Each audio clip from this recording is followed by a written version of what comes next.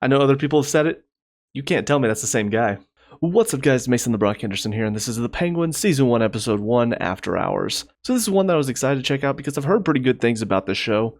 I don't know if there's going to be a Season 2. I haven't looked that up because I don't want any spoilers. But I do think this has potential to go in a lot of different ways. I think the Penguin is such a good character to do this with because he is typically somebody that is a bad guy, but you do feel a bit of sympathy for, at least in most of the iterations that I see him. There are definitely moments whenever you do hate his guts, but there's always that little twinge of sympathy because he is overlooked. He is almost the underdog of the criminal world, partially because of his handicap, but also because people just don't see much in him. They think he's a joke. They think he's just the right-hand man. They don't actually respect him. And so whenever he does have that chance to step up and earn that respect, you don't necessarily want to see him win, but at the same time, you do feel kind of happy for him in the moment. I think they've done a good job at showing that here right off the bat. I mean, his decision to kill Alberto, it makes sense. Like how Alberto is talking down on him, you can understand why he snaps. And what follows is a mixture of him weaseling his way out of certain situations, but also finding himself stuck between a rock and a hard place. Because he is so underhanded, because he has played the game so much, nobody really trusts him. And in some ways he does use that to his advantage, but for instance, when he goes to the prison to see Maroney, he offers his services and Maroney's like, no, you've already betrayed us before, you're now turning your back on them. Why should I trust you? But it is interesting to see how he utilizes that, giving Maroney the ring, but then also framing Maroney for the death of Alberto. It's very, very clever, and it shows what a good manipulator he can be. But on top of that, I think adding an antagonist like Sofia Falcone that is so crazy and so sadistic, it does make him the one to root for in this story. Even if he's not a good guy himself, even if he is using underhanded tactics, Sophia is a literal psychopath. She's a serial killer. So it's like between the two, I'm going to root for this guy who, yeah, he's also a criminal, but he's not as bad as her. So I think they've set up the show really well in that regard. I don't know what the end goal is for it, and that's where I am left questioning, and something I'm honestly kind of excited to see where it goes from here. But now let's get into some of the details for this episode. So first of all, acting-wise, all of it is fantastic. I think Colin Farrell once again shows his acting chops in this. You can just tell he's having fun with it as well. He's really getting into character. I think Victor's a good counterbalance. Whereas Oswald, you mostly feel disgust for him and what he's doing, but you have those twinges of sympathy because of how overlooked he is. Victor, I think, is a more sympathetic character to partner alongside him. So I think that balance works very well. And I think the guy playing Victor's doing a really good job. I gotta say, Kristen Milioti as Sofia Falcone was not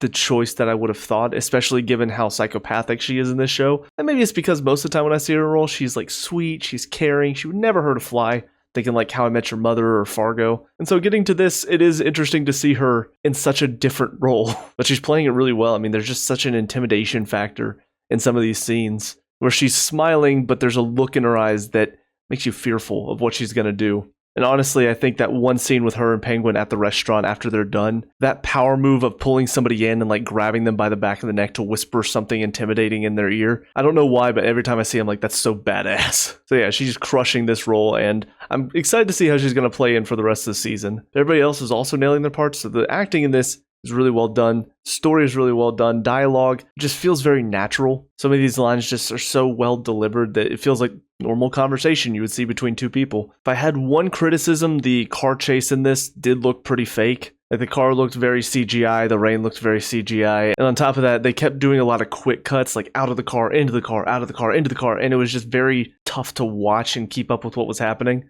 But I thought his plan on how to get away from the men following him was very clever, even if it didn't work in the end. But yeah, so just the minor little gripe, but everything else, very well done. Very good setup for the season, and like I said, I'm excited to see where it goes. So with all that being said, on to the next episode. I'll see you there.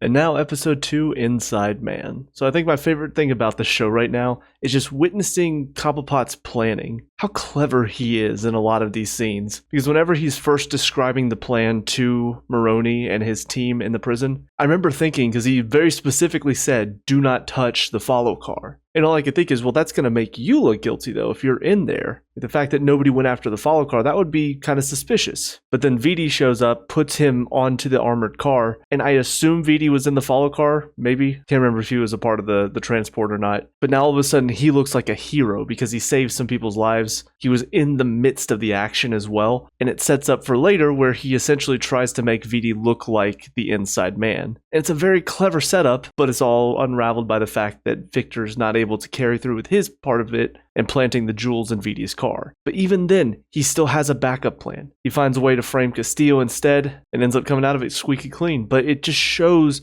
how clever he is, how quick he is on his feet too. And I think that little speech he gives Victor at the end of this episode, it's very poignant to show how his mind works.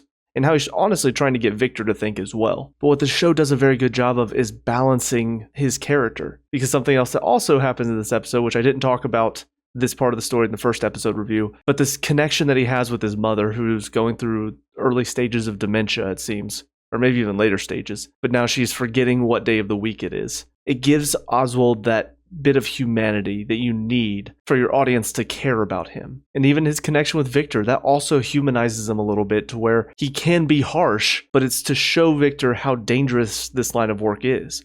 Where you make one simple mistake and suddenly now people are dying because of it. So they've done a really good job of that, and I think Colin Farrell as well, his performance, it brings the disgusting nature of the Penguin perfectly in balance with the more sympathetic nature, the more tragic nature of Cobblepot's character, and why, even though we don't really like the Penguin, we still do feel a little bit sorry for him. I think it's being very well handled at the moment.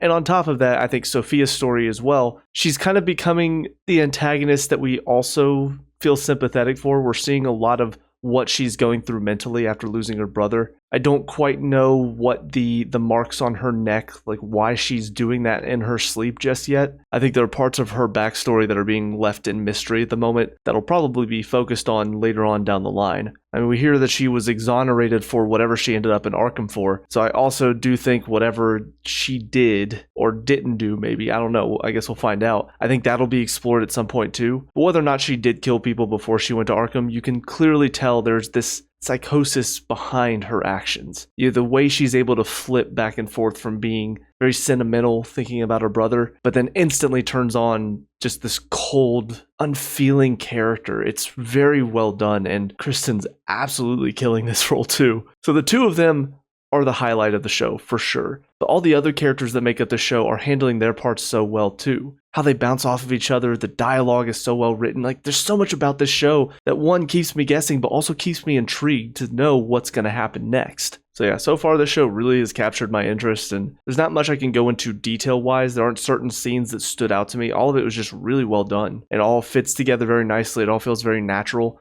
in its progression too. But I guess to talk about the ending of this episode, what I find very intriguing in this is Cobblepot has his hands in all the pots. I know that's kind of on the nose, but what's interesting is he's playing both sides, the Falcones, the Maronis, and now a third side has been added.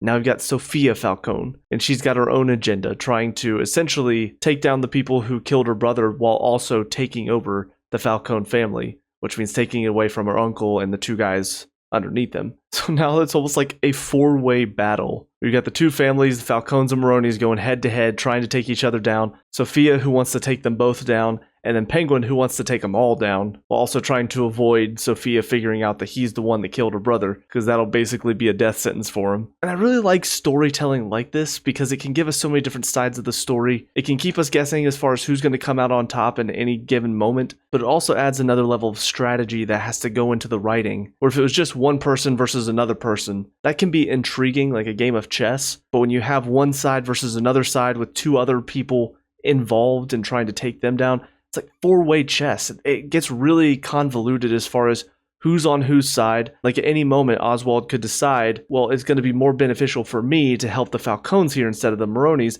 For instance, killing Irvad in this episode. Like, they wanted their man back, but he realized it was more beneficial for himself, since Victor wasn't able to plant the jewels, to kill him, frame Castillo. And so in that moment, technically, he's betraying the Maronis. You can have so many moments like that whenever you've got all these different sides of the same war that's happening. I'm glad they set it up this way, and I'm excited to see how else they're going to utilize this storytelling. But I think that'll be it for this episode. I'm super excited to see where the rest of the season goes, but with all that being said, cue the outro. Hey guys, thank you so much for watching that review. I hope you enjoyed it. First and foremost, please leave your thoughts in the comments down below. I love having discussions with people, so whatever your thoughts were, whether you agree or disagree with me, please leave them down below. Obviously, no spoilers. Also, if you did find yourself enjoying this review and you want to see more, please leave a like and subscribe. It really helps me out. I also have a gaming channel as well as a channel where I talk about soccer, so if you want to give those a follow as well, that would be much appreciated. And lastly, if you want to help me improve upon the quality of these channels, I do have a Patreon. All of this is in the description below. With all that being said, I hope you guys have a great day.